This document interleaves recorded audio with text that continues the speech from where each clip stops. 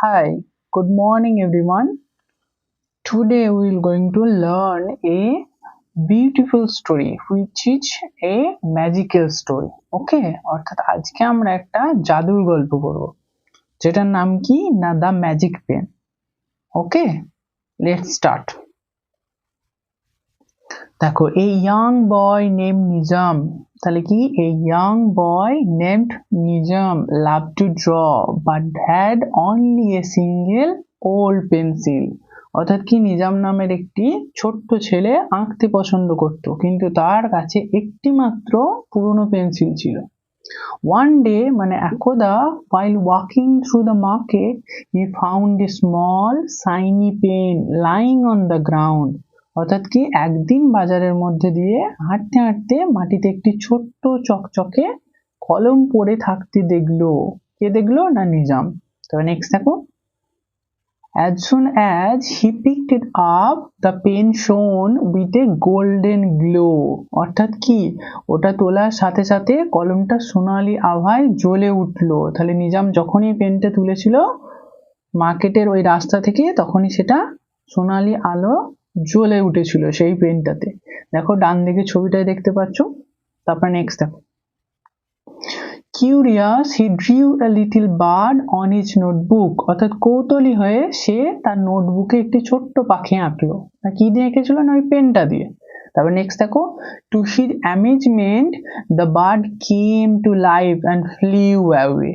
অর্থাৎ কি না তাকে অবাক করে পাখিটা প্রাণ পেল এবং সেটা উড়ে গেল। Excited মানে উত্তেজিত হলো নিজাম।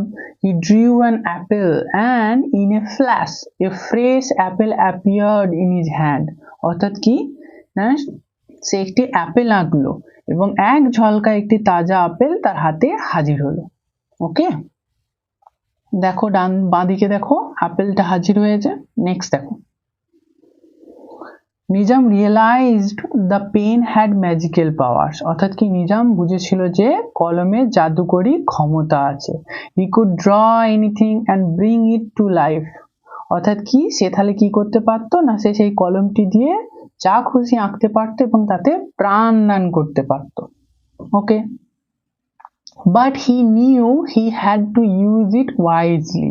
কিন্তু কি তবে সে জানতো যে তাকে এটি বুদ্ধিমানতার সাথে ব্যবহার করতে হবে।